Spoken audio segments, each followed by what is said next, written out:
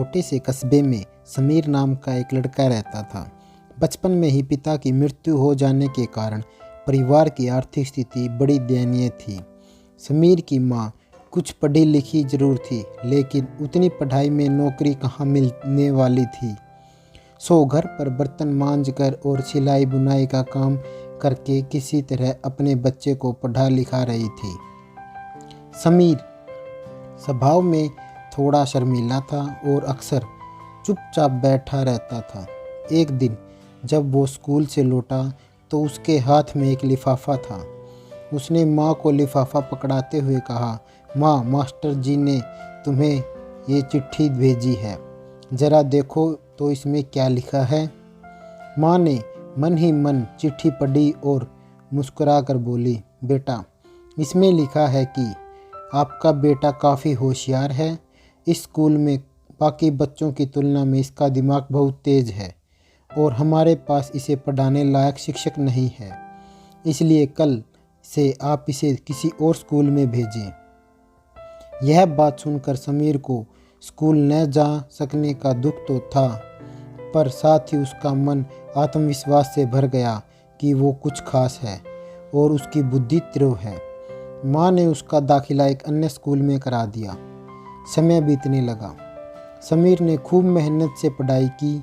आगे चलकर उसने सिविल सर्विसेज शिक्षा पास की और आईएएस ऑफिसर बन गया। समीर की माँ अब बूढ़ी हो चुकी थी और कई दिनों से बीमार चल रही थी और एक दिन अचानक उसकी मृत्यु हो गई। समीर के लिए यह बहुत बड़ा आघात था। वह बिलक बिलक कर रो पड़ा। उसे समझ नहीं आ रहा था कि वह अपनी माँ के बिना वो कैसे जिएगा। रोते रोते ही उसने माँ की पुरानी अलमारी खोली और हाथ में उनकी माला, चश्मा और अन्य वस्तुएं लेकर चूमने लगा। उस अलमारी से समीर के पुराने खिलौने और बचपन के कपड़े तक संभाल रखे हुए थे। समीर एक एक कर सारी चीज़ें निकालने लगा और तभी उसकी नज़र एक पुरानी चिट्ठी पर पड़ी। दरअसल ये वही चिट्ठी थी जो मास्टर साहब ने उसे 18 साल पहले दी थी।